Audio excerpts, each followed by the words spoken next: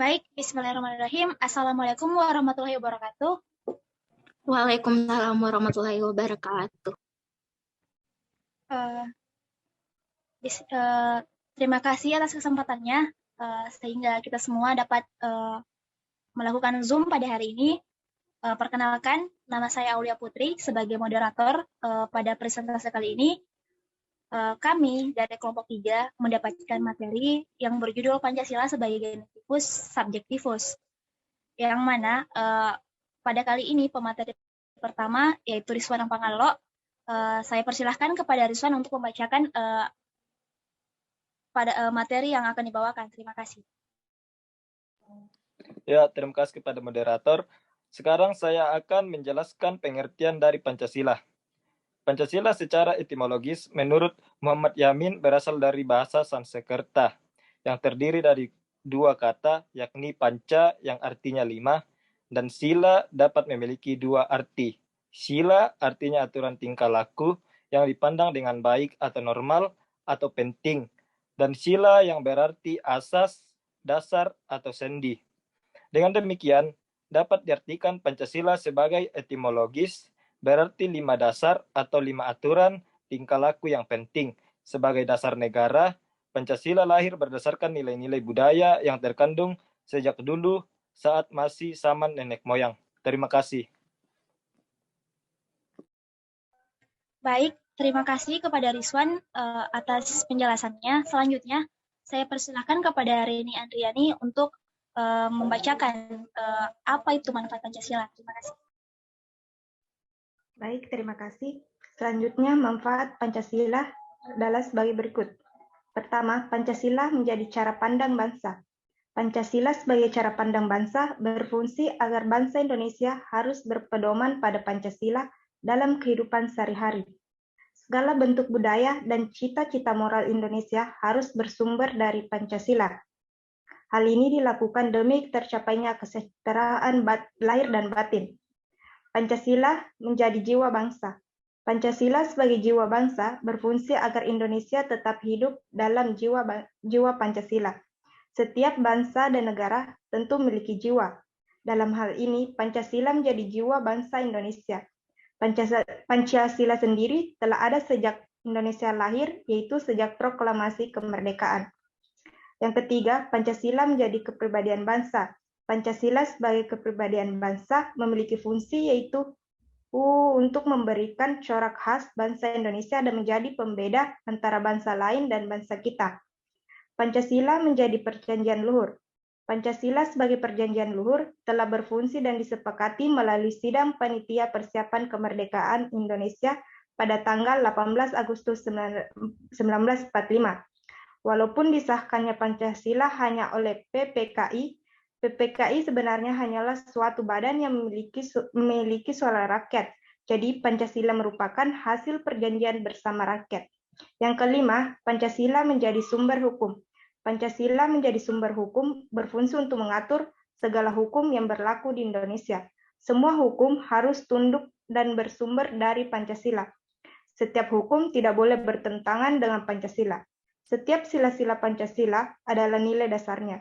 Sedangkan hukum-hukum adalah nilai instrumental atau penjabaran dari nilai dasar. Terima kasih, saya kembalikan ke moderator. Baik, terima kasih kepada Reni. Selanjutnya, saya persilahkan kepada Nurlia untuk melanjutkan hasil presentasi dari Reni. Terima kasih. Terima kasih atas kesempatannya. Saya akan melanjutkan materinya, yaitu yang keenam, Pancasila menjadi cita-cita bangsa.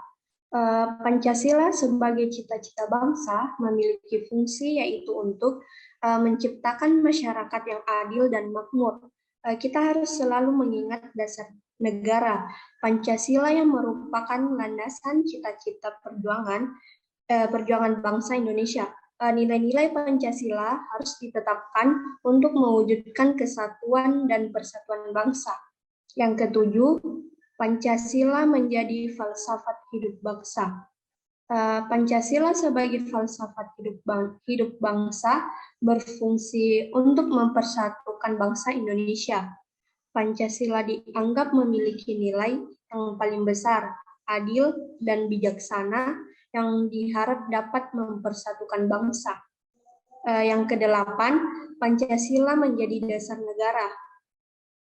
Pancasila menjadi dasar negara memiliki fungsi sebagai pengatur segala sesuatu kehidupan Indonesia seperti rakyat, wilayah, dan pemerintah. Selain itu, Pancasila juga menjadi penyelenggara negara dan kehidupan negara. Yang kesembilan, Pancasila menjadi ideologi bangsa. Pancasila sebagai ideologi bangsa memiliki fungsi yaitu menjadi cara berpikir bangsa Indonesia. Pancasila menjadi bahan renungan dalam kehidupan sehari-hari. Terima kasih, saya kembalikan ke moderator. Baik, terima kasih. Itu tadi seputar manfaat dari Pancasila. Selanjutnya, nilai-nilai Pancasila akan dibacakan oleh Alia Rasti. Kepada Alia, saya silahkan. Baik, terima kasih atas kesempatan yang telah diberikan.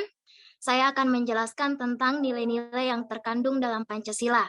Yang pertama, ketuhanan yang Maha Esa. Adapun nilai-nilai yang terkandung dalam sila pertama ini yaitu di mana kita sebagai manusia yang diciptakan wajib menjalankan segala perintah dan menjauhi segala larangannya. Artinya, masyarakat Indonesia berhak memeluk agama sesuai dengan kepercayaannya masing-masing dan wajib menjalankan apa yang diperintahkan dalam agama serta menjauhi apa yang dilarang. Yang kedua, kemanusiaan yang adil dan beradab. Sila kedua ini menjelaskan bahwa kita sesama manusia atau sesama warga negara memiliki derajat yang sama di hadapan hukum. Yang ketiga, persatuan Indonesia. Makna persatuan hakikatnya adalah satu, yang artinya masyarakat Indonesia bersatu padu dan tidak terpecah belah. Yang keempat, kerakyatan yang dipimpin oleh hikmat kebijaksanaan dalam permusyawaratan perwakilan. Sila ini menjelaskan tentang demokrasi, adanya kebersamaan dalam mengambil keputusan dan penanganannya, serta kejujuran bersama. Yang kelima, keadilan sosial bagi seluruh rakyat Indonesia. Dalam sila kelima ini adalah adanya kemakmuran yang merata bagi seluruh rakyat Indonesia, seluruh kekayaan dan sebagainya dipergunakan untuk kebahagiaan bersama dan melindungi masyarakat yang lemah. Mungkin itu saja dari saya kembalikan kepada moderator. Baik, terima kasih Alia. Selanjutnya, Ani Mutia akan membacakan tentang filsafat. Kepada Ani Mutia, saya persilahkan. Baik, terima kasih atas kesempatannya. Pengertian filsafat secara bahasa berasal dari kata Yunani yaitu philos yang berarti cinta dan phobos yang berarti pengetahuan atau kebijaksanaan.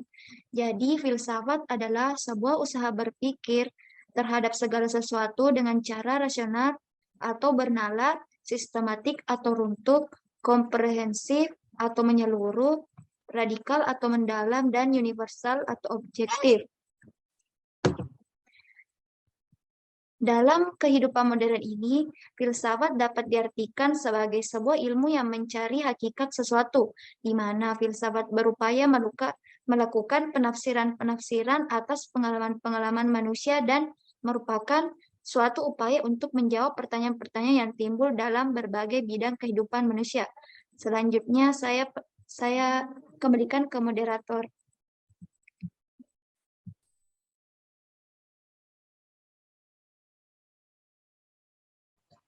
Baik, terima kasih kepada Ani Mutia. Selanjutnya kepada Rizky Amalia, saya persilahkan untuk melanjutkan hasil presentasinya. Baik, terima kasih atas kesempatan yang telah diberikan kepada saya.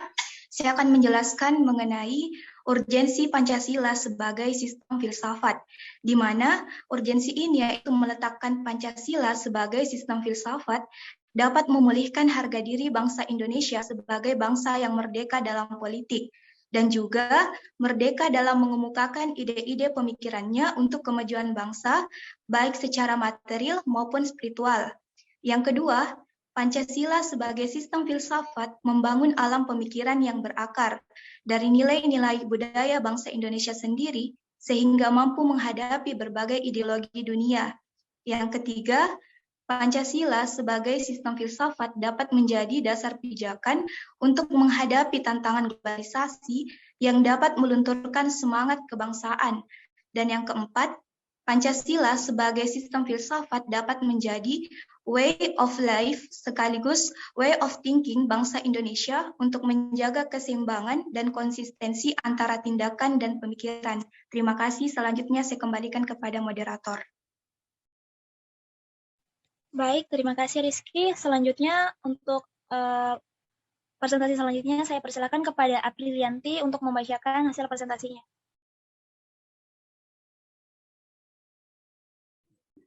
Baik, terima kasih atas kesempatan yang diberikan kepada moderator oleh saya. Di sini saya akan perkenalkan, saya Aprilianti dengan NIM terakhir 002. Di sini saya akan menjelaskan Pancasila sebagai genitivus subjektivus. Nah, Pancasila sebagai genitivus subjektivus artinya nilai-nilai yang terkandung yang telah dijelaskan tadi oleh pemateri-pemateri sebelumnya. Nilai-nilai yang terkandung dalam Pancasila dipergunakan sebagai alat kritik terhadap berbagai aliran filsafat yang berkembang untuk memilah hal-hal yang sesuai dengan Pancasila maupun yang tidak sesuai dengan nilai-nilai Pancasila. Nah, nilai-nilai Pancasila yang tidak hanya digunakan sebagai dasar pembuatan peraturan perundang-undangan, tetapi nilai-nilai Pancasila ini akan mampu menjadi orientasi pelaksanaan sistem politik dan juga dasar bagi pembangunan nasional. Sekian dari saya kembalikan ke moderator. Baik, itu tadi Pancasila sebagai genitivus subjektivus oleh Aprilianti. Selanjutnya saya persilakan kepada Afifah Tahira untuk melanjutkan. Terima kasih. Mohon maaf, mungkin Saudari Afifah Tahira mengalami gangguan jaringan. Baik, pada kali ini saya akan mengambil alih bagiannya. Pancasila sebagai genitivus subjektivus sendiri memerlukan landasan atau pijak filosofis yang kuat, di mana hal ini mencakup 3 dimensi. Yang pertama adalah ontologis, yang kedua adalah landasan epistemologis, dan yang terakhir adalah aksiologis. Mungkin itu saja hasil presentasi dari kelompok kami. Kurang dan lebihnya mohon dimaafkan. Sekian, wassalamualaikum warahmatullahi wabarakatuh. Baik, perkenalkan nama saya Afifah Tahira dengan NIM G021211044. Pancasila sebagai genitivus subjektivus ini memerlukan landasan pijak filosofis yang kuat dan mencakup 3 dimensi, yang diantaranya yaitu landasan ontologis, landasan epistemologi, dan landasan aksiologis. Yang pertama yaitu landasan ontologis. Pancasila ini merupakan sebuah pemikiran filosofis atas hakikat sila-sila Pancasila sebagai dasar filosofis negara Indonesia. Yang kedua yaitu landasan epistemologi, yang artinya nilai-nilai Pancasila digali dari pengalaman bangsa Indonesia, kemudian disistensikan menjadi sebuah pandangan yang komprehensif tentang kehidupan bermasyarakat, berbangsa, dan bernegara. Yang ketiga yaitu landasan aksiologi Pancasila, artinya nilai-nilai atau kualitas yang terkandung dalam sila-sila Pancasila.